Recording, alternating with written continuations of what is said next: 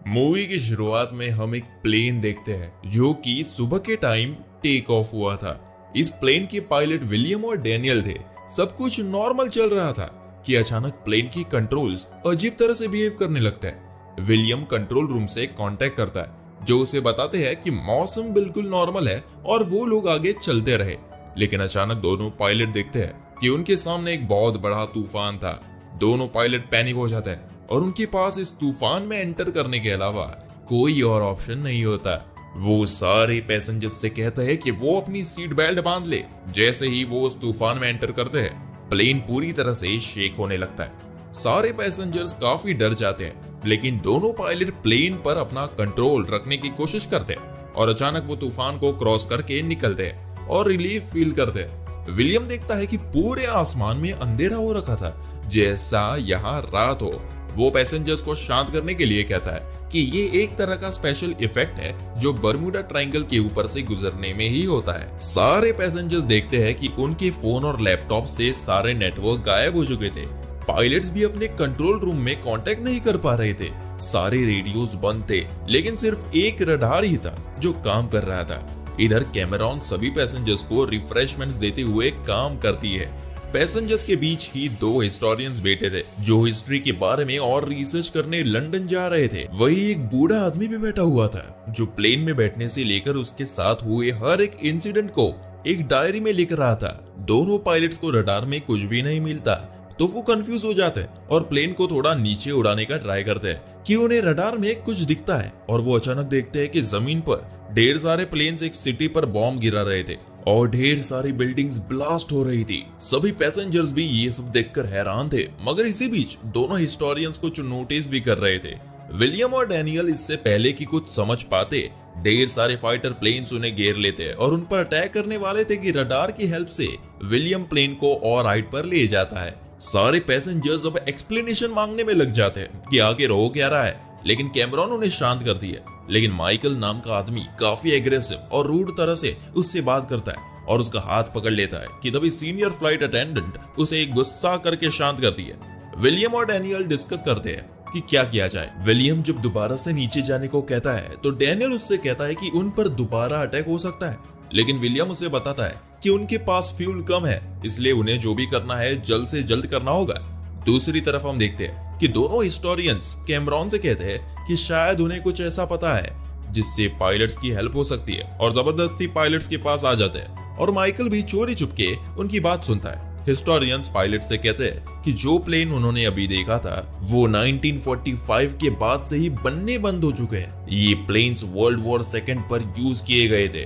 William उनकी बातों को सीरियसली नहीं लेता और उन्हें यहाँ से भगाने की कोशिश करता है, लेकिन वो दोनों कहते हैं कि उनके सारे सिग्नल्स वैसे भी बंद हो चुके हैं। विलियम उनकी बातों को सुनता है और वो कहते हैं कि उन्हें ऐसा लगता है कि प्लेन टाइम ट्रेवल करके 1940 में आ चुका है और इसलिए वो वर्ल्ड वॉर सेकेंड के बीच में ही कहीं है। वो कहता है कि जिस एनोमैली की वजह से वो लोग यहाँ आए उन्हें उसे ढूंढना होगा ताकि वो दोबारा वापस जा सके। विलियम को उनकी टाइम ट्रेवल की थियरी स्टूपिड लगती है, इसलिए वो उन्हें यहाँ से भगा देता है। माइकल भी जल्दी से अपनी सीट पर जाकर बैठ जाता है और कैमरॉन का हाथ पकड़ता है, लेकिन वो इस बार उसे सुना देती है। माइकल दोनों हिस्टोरियंस की बातों पर अपने कान लगाए रखता है जो कि कुछ कैलकुलेशंस कर रहे थे। विलियम और डैनियल बार बार रेडियो ट्राई करते हैं और फॉर्चुनेटली इस बार वो एक नाइगल नाम के ब्रिटिश सोल्जर से बात करते हैं, लेकिन नाइगल को लगता है कि वो दोनों स्पाई है क्योंकि उसे लगता है कि इतनी ऊपर से प्लेन से सिग्नल कनेक्ट होना इम्पॉसिबल है। विलियम उसे अपनी सिचुएशन बताता है, लेकिन ऑब्वियसली नाइगल उसकी बातों पर यकीन नहीं करता है। विलियम जब उससे डेट्स के बारे में पूछता है तो नाइगल कहता है कि 17 जून 1940। इससे हिस्टोरियंस की थ्योरी कंफर्म हो जाती है। तभी वहां पर दोनों हिस्टोरियंस आ जाते हैं और नाइगल से बात करते हैं। वो नाइगल से बात करके अपनी लोकेशन का अंदाजा लगाते हैं और कहते हैं कि वो उस स्पॉट पर जहां पर ब्रिटिश शिप लैंकास्ट्रिया डूबा था। नाइगल उसकी बात सुनकर हैरान हो जाता है क्योंकि वो शिप अब भी जिंदा है। नाइगल उनसे कहता है कि वो शिप के बारे में अपने सुपीरियर्स को बताएगा और अगर ये बात सही हुई तो वो उन्हें दोबारा कांटेक्ट करेगा। दूसरी तरफ हम देखते हैं कि माइकल दोनों हिस्टोरियंस की बुक पढ़ने लगता है और उसे अंदाजा होता है कि ये आखिर हो क्या रहा है। वो खड़ा होता है और सभी लोगों से कहता है कि वो लोग पास्ट में है और अगर वो चाहे तो वो हिटलर को मार सकते हैं। कुछ लोगों को उसकी बातें बेतुकी लगती है, लेकिन कुछ लोग उसे ज्वाइन करने का डिसाइड करते हैं। माइकल और वो लड़की प्लेन को हाईजैक करने का सोचते हैं, लेकिन प्लेन में 2 अमेरिकन सोल्जर भी थे जो उसके पास आकर उससे कहते हैं कि प्लेन को हाईजैक करने का मतलब है कि वो टेररिज्म के साथ है, इसलिए चाहे उनकी इंटेंशन जो भी हो फिर भी वो ऐसा नहीं कर सकते। उन लोगों के बीच लड़ाई होने लगती है जिसमें कैमरॉन भी सोल्जर्स को ज्वाइन करती है और आखिर में माइकल और उसके साथियों को मार कर बिठा दिया जाता है। सोल्जर सभी लोगों को पीस मेंटेन करने की धमकी देता है। दूसरी तरफ हम देखते हैं कि नाइगल पायलट से दोबारा कांटेक्ट करते हुए कहता है कि उनकी शिप वाली बात सही थी और उन्होंने सही समय पर बताकर काफी सारे लोगों को बचा लिया। अब नाइगल को उनकी बातों पर ट्रस्ट हो चुका था, लेकिन हिस्टोरियंस के बताए हुए कुछ इवेंट्स अलग थे। इसका मतलब है कि वो लोग पास्ट में गए हैं, लेकिन उसके ही दूसरे वर्जन में। नाइगल उनकी हेल्प करने को रेडी होता है, लेकिन इसके लिए उसे उनकी एग्जैक्ट लोकेशन का पता होना जरूरी है। दोनों हिस्टोरियंस एक रफ लोकेशन का ही अंदाजा लगा सकते थे, इसलिए विलियम प्लेन की लाइट ऑन कर देता है जिससे ब्रिटिश सोल्जर्स उन्हें देख पाए। लेकिन जर्मन्स उनकी इस पूरी कन्वर्सेशन को सुन रहे थे और तभी कुछ जेट्स उन्हें शूट करते हुए उनकी तरफ बढ़ते हैं। विलियम अपने एक्सपीरियंस का यूज करके सभी बुलेट से बचता है और सभी पैसेंजर्स काफी पैनिक हो जाते हैं। विलियम अचानक से प्लेन को तेजी से नीचे ले जाते हैं और जमीन पर लगने से पहले ही वापस ऊपर की तरफ ले आता है। जर्मन के जेट्स में पुरानी टेक्नोलॉजी ही थी, जिस वजह से वो टाइम पर अपने जेट्स को ऊपर नहीं ला पाते और उनके जेट्स फट जाते हैं। लेकिन फिर भी 2 जेट्स प्लेन का पीछा करते हुए उसे शूट करते हैं, जिससे प्लेन में होल्स हो जाते हैं और डैनियल को गोली लग जाती है। विलियम दोबारा से किसी तरह उनसे बच निकलता है। कैमरॉन डैनियल के घाव पर पट्टी करती है और विलियम को पता चलता है कि प्लेन का लैंडिंग व्हील जैम हो चुका है और उसका नाइगल से कांटेक्ट भी नहीं हो पा रहा। इसलिए कैमरॉन उससे कहती है कि वो पैसेंजर्स की हेल्प ले। दूसरी तरफ हम देखते हैं कि नाइगल के सीनियर उससे कहते हैं कि वो उस प्लेन को जल्द से जल्द ढूंढे, नहीं तो उन्हें उस प्लेन के जर्मन के हाथ लगने से पहले उसे उड़ाना होगा।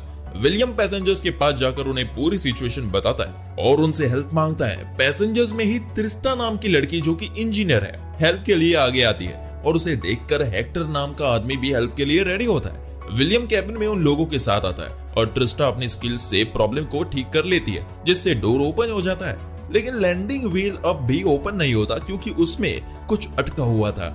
विलियम जब उसे ठीक करने के लिए नीचे जाता है तो हेक्टर उससे कहता है कि उन्हें पायलट की जरूरत पड़ेगी, इसलिए वो अपनी जान को जोखिम में डालकर प्लेन के लैंडिंग व्हील पर जाता है और प्रॉब्लम को ठीक करके वापस आता है। विलियम वापस अपने कैबिन में आता है और नाइगल से कांटेक्ट करके उससे कहता है कि उनके पास सिर्फ 80 मिनट्स तक का फ्यूल है और वो उन्हें जल्दी से गाइड करे। तभी 2 और फाइटर प्लेन्स उन्हें चेस करते हैं और एक मिसाइल उन पर फायर करते हैं। मिसाइल विंडोज के काफी पास ब्लास्ट होती है, जिससे सारी विंडोज टूट जाती है। विलियम बड़ी चालाकी से रडार का यूज करके उन दोनों की लोकेशन डिटेक्ट करता है और ऐसी एग्जीक्यूशन करता है जिससे दोनों प्लेन्स आपस में टकराकर खत्म हो जाते हैं। दोनों हिस्टोरियन उससे कहते हैं कि उन्हें प्लेन का रडार सिस्टम निकालकर नाइगल को दे देना चाहिए, जिससे वो आसानी से उनकी हेल्प कर सके। वो कहते हैं कि ब्रिटिश आर्मी के पास अभी ये टेक्नोलॉजी नहीं है, इसलिए हो सकता है कि प्लेन को पास्ट में भेजा ही इसलिए गया हो ताकि वो ब्रिटिश आर्मी की हेल्प कर सके। तभी एक मिसाइल आकर प्लेन की टरबाइन में जाकर हिट करती है, जिससे प्लेन कंट्रोल से बाहर होकर नीचे की तरफ गिरने लगता है। लेकिन जैसे तैसे विलियम दोबारा प्लेन को अपने कंट्रोल में लाता है और उसे पता चलता है कि ये मिसाइल ब्रिटिश आर्मी की तरफ से आई है। नाइगल अपने सुपीरियर्स को शूट करने से मना करता है और उन्हें कहता है कि वो रडार को उठा कर लाए। प्लेन के अंदर एक बूढ़ा आदमी पायलट से कहता है कि उसके पास कुछ टॉय पैराशूट्स है जो वो अपने ग्रैंड चिल्ड्रन के लिए ले जा रहा था।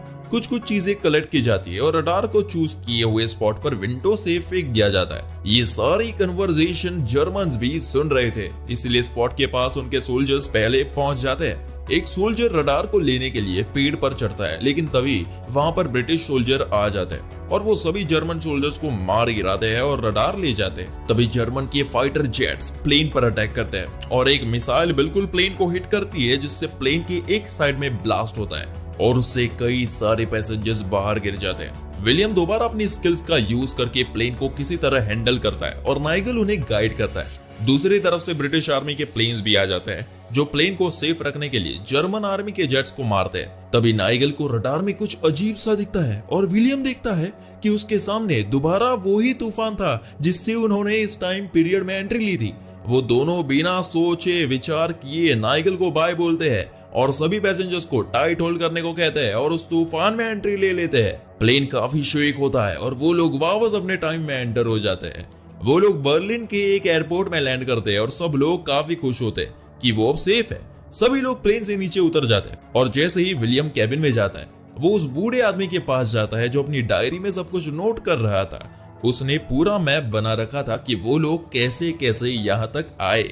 जब वो अपनी डायरी बंद करता है तो विलियम देखता है कि उसकी डायरी के बाहर नाइगल लिख रखा था। इसका मतलब है कि ये वही आदमी है जिसने उनकी जान 1940 में बचाई थी। और इसी के साथ ये मूवी यही खत्म होती है।